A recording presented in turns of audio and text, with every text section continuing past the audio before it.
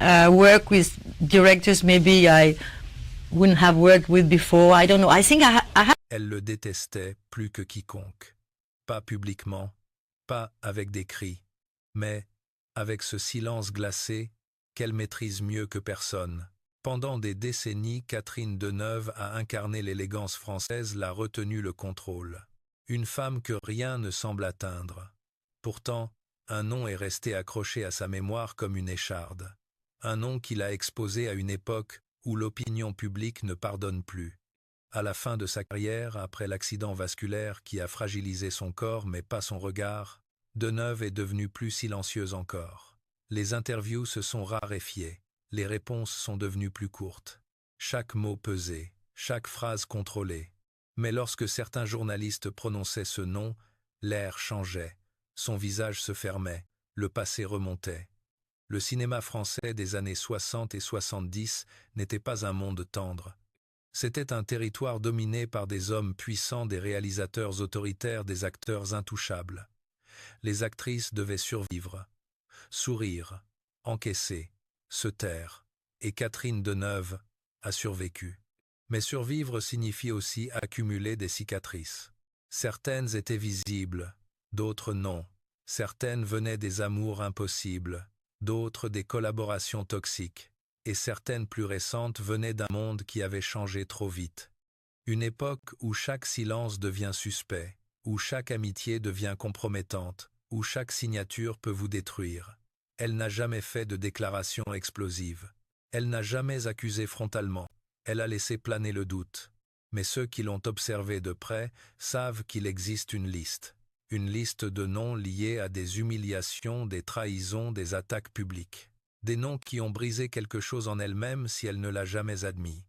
Avant de plonger dans cette liste, il faut comprendre qui Catherine Deneuve était vraiment. Catherine Deneuve est née en 1943 à Paris.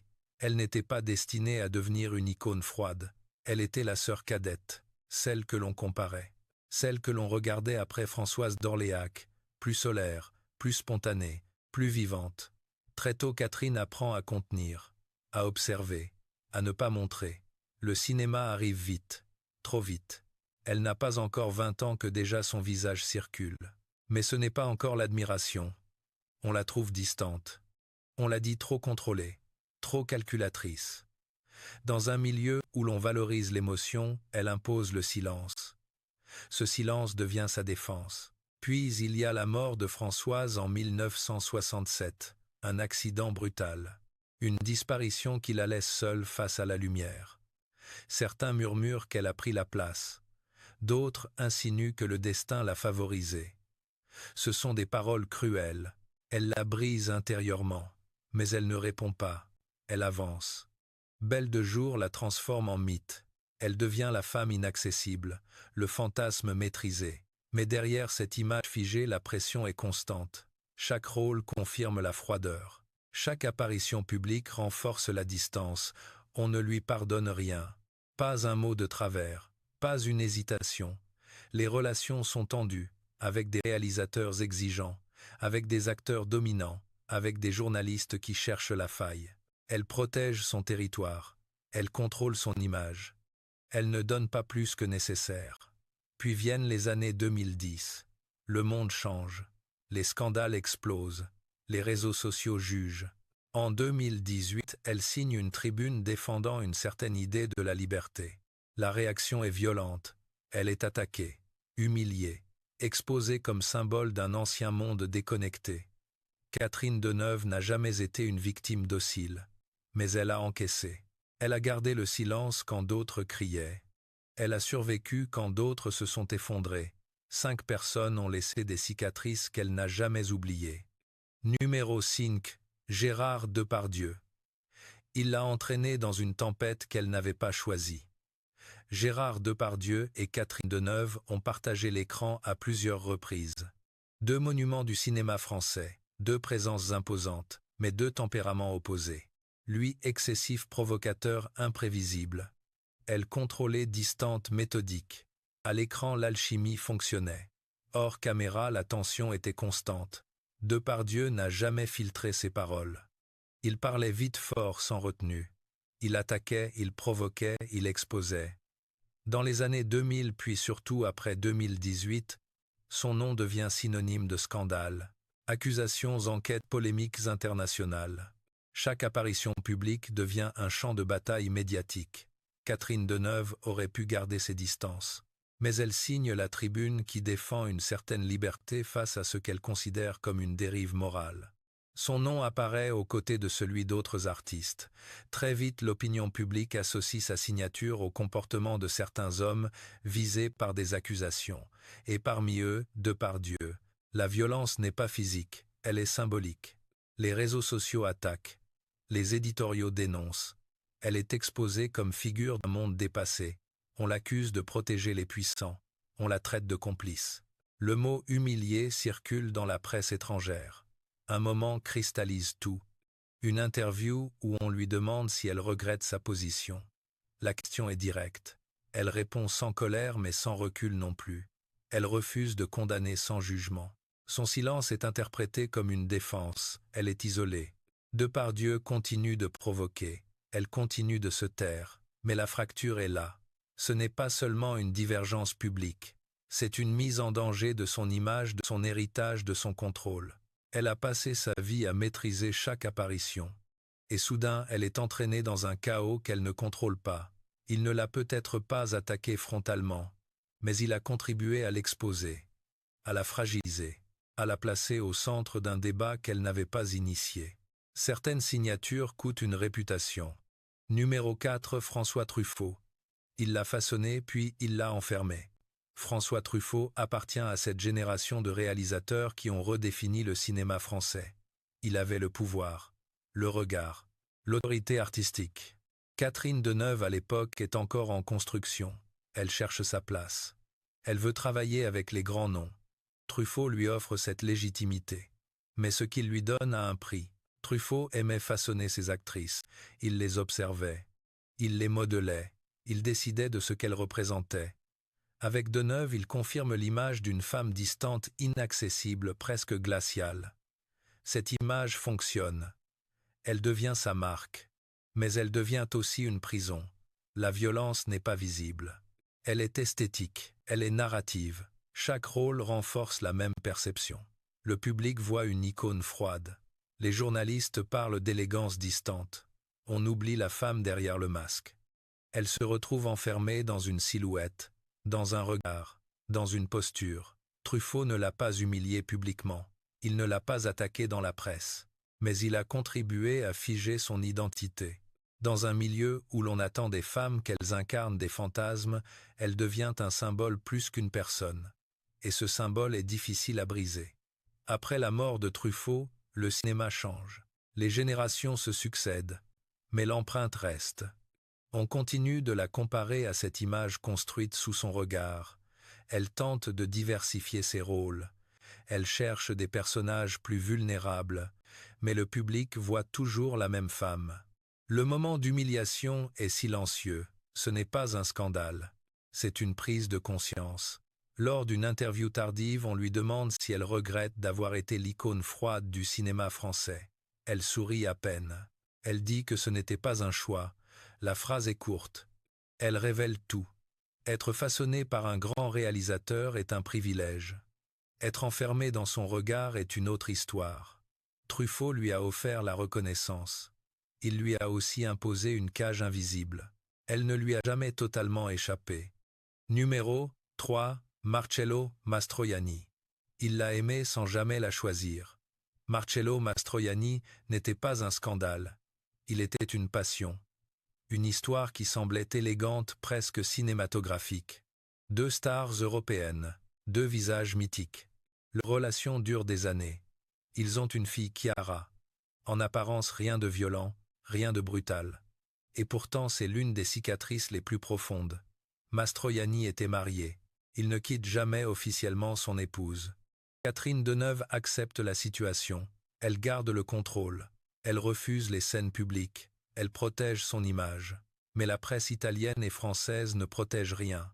Elle devient l'autre femme, celle qui attend, celle qui espère, celle qui n'est pas choisie. La violence est médiatique. Chaque apparition du couple est scrutée. Chaque séparation est commentée. Chaque rumeur est amplifiée. Elle est exposée comme amoureuse d'un homme qui ne tranche pas. Dans un milieu dominé par les hommes, cette position fragilise. Elle n'est plus l'icône glaciale. Elle devient une femme vulnérable aux yeux du public. Le moment d'humiliation est précis. Une déclaration de Mastroianni évoquant sa difficulté à quitter son épouse circule largement. Il parle de son attachement à sa famille italienne. Le message est clair. Catherine n'est pas le centre. Elle est une parenthèse, une passion. Pas un choix définitif. Elle ne réagit pas. Elle ne fait pas de scandale. Elle ne répond pas dans la presse. Mais le silence n'efface pas la blessure. Elle élève sa fille. Elle continue à tourner. Elle maintient la distance. Mais l'équilibre est brisé. Être aimé sans être choisi est une forme de trahison lente, pas spectaculaire, pas explosive, mais constante. Dans un monde où l'image est essentielle, être associée à une relation inachevée fragilise. Elle perd le contrôle du récit. Mastroianni reste un souvenir tendre pour certains. Pour elle, il reste aussi la preuve qu'on peut être trahi sans éclat, sans cri, juste par l'indécision. Elle a gardé le silence, mais la blessure est restée. Numéro 2, X, Roman Polanski. Son nom la suit comme une ombre. Roman Polanski n'est pas seulement un réalisateur. Il est une fracture permanente dans le cinéma mondial. Catherine Deneuve a travaillé avec lui. Elle l'a fréquenté. Elle appartient à cette génération d'artistes qui ont défendu la séparation entre l'œuvre et l'homme. Pendant longtemps, cette position semblait acceptable. Puis, le monde a changé. Les accusations contre Polanski ne sont pas nouvelles. Elles remontent aux années 70. Mais à partir des années 2010, elles prennent une dimension différente. Les festivals sont perturbés. Les projections sont contestées. Chaque apparition publique devient un acte politique.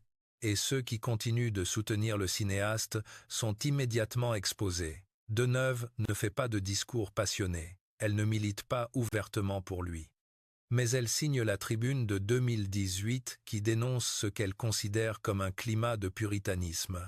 Rapidement, son nom est associé à celui de Polanski. Elle est attaquée dans la presse internationale. On parle d'aveuglement. On parle de protection des puissants. La violence est morale. Elle est accusée de défendre l'indéfendable. Elle devient un symbole d'un ancien système. Son élégance ne protège plus. Son silence est interprété comme un soutien implicite.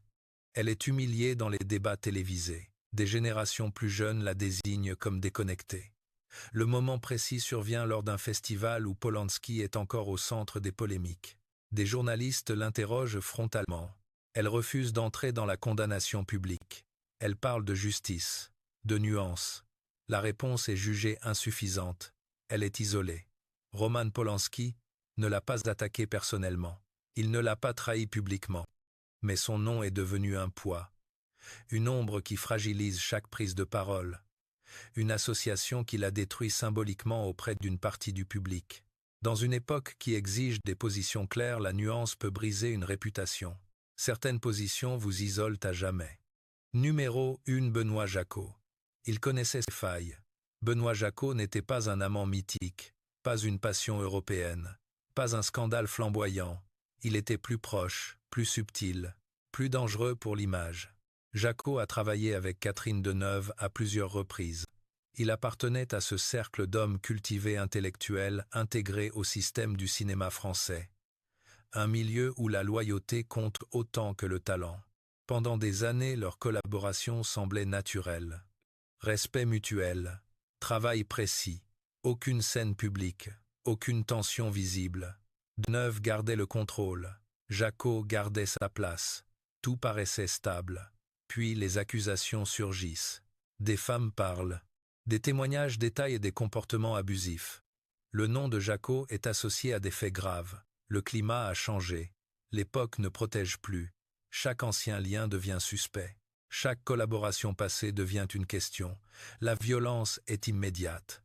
Les journalistes rappellent les films tournés ensemble. Ils interrogent Deneuve. Elle connaissait. Elle fréquentait. Elle travaillait avec lui. Savait-elle? A-t-elle fermé les yeux? Le ton devient accusateur.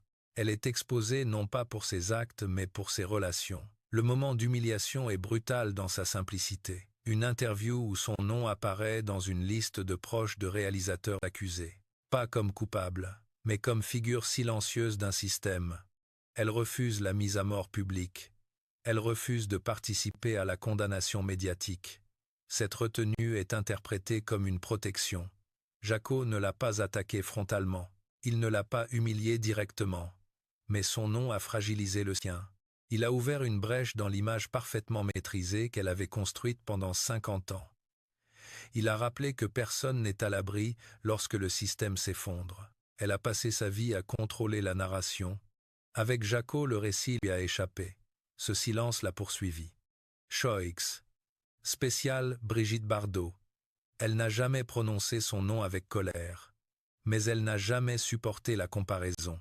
Brigitte Bardot et Catherine Deneuve représentent deux mythes français nés à quelques années d'intervalle. Deux visages, deux corps, deux attitudes. Bardot est instinctive, provocatrice, excessive. Deneuve est maîtrisée, distante, contrôlée. Le public les oppose. La presse organise la rivalité. Elles ne jouent jamais ensemble. Elles ne se soutiennent pas publiquement. La violence n'est pas une dispute ouverte. C'est une guerre d'images. Dans les années 60, Bardot incarne la liberté sexuelle, la rupture, la provocation. Deneuve devient le fantasme froid, la sophistication, le mystère. Les journalistes posent toujours la même question. Qui est la vraie icône? Qui est la femme française ultime? Cette comparaison permanente expose Deneuve à un duel qu'elle n'a jamais choisi. Puis Bardot quitte le cinéma et s'engage politiquement.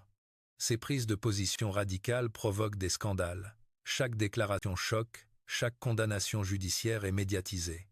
À chaque crise, les interviews de Deneuve se transforment en interrogatoires indirects. Est-elle d'accord? Se distance-t-elle? Condamne-t-elle? Le moment d'humiliation est discret mais réel. Une interview internationale où on lui demande si elle partage certaines positions de Bardot. Elle répond brièvement. Elle refuse l'amalgame. Mais la question suffit à l'associer. Son image raffinée se retrouve contaminée par des polémiques qu'elle n'a pas provoquées. Bardot ne l'a jamais attaqué directement. Deneuve ne l'a jamais affronté publiquement. Pourtant, la rivalité a structuré leur carrière. Deux modèles opposés de féminité. Deux chemins irréconciliables. Chaque succès de l'une ravivait la comparaison. Chaque controverse de l'autre rejaillissait indirectement. Ce n'est pas une trahison. Ce n'est pas une humiliation brutale. C'est une cicatrice lente. Être comparé toute une vie à une autre femme célèbre finit par détruire l'idée d'identité propre. Certaines rivalités ne meurent jamais. Catherine Deneuve n'a jamais joué la victime. Elle n'a jamais cherché la compassion. Elle a traversé les décennies avec le même regard, fermé la même posture droite, le même silence calculé. Mais derrière cette maîtrise, il y avait des cicatrices. Gérard Depardieu l'a exposée à une tempête médiatique qu'elle ne contrôlait plus. François Truffaut a façonné son image jusqu'à l'enfermer dans une froideur définitive. Marcello Mastroianni l'a aimée sans la choisir, laissant une blessure intime que la presse a amplifiée. Roman Polanski a transformé la nuance en isolement. Benoît Jacot a rouvert la question du silence face aux abus. Et Brigitte Bardot a incarné toute une vie la comparaison permanente, la rivalité invisible, la guerre d'images. Aucun d'eux ne l'a détruite. Mais chacun l'a brisée à sa manière, par une phrase, par une décision, par un scandale, par un silence. On l'a souvent décrite comme glaciale, comme distante, comme insensible. Tsave, la vérité est plus simple. Elle a appris à survivre dans un milieu où la faiblesse se paie cher. Elle a compris que l'émotion publique devient une arme contre vous. Alors elle a gardé le contrôle. Elle a encaissé. Elle a continué. Les hommes puissants, les amours impossibles, les réalisateurs controversés, les rivales médiatiques, tous ont contribué à façonner la légende. Pas par admiration, par conflit, par tension, par fracture. Catherine Deneuve n'est pas devenue une icône parce qu'elle était aimée de tous. Elle l'est devenue parce qu'elle a résisté à ceux qui ont tenté de l'exposer, de la réduire, de l'humilier. À la fin, les gentils ne gagnent pas, ils survivent.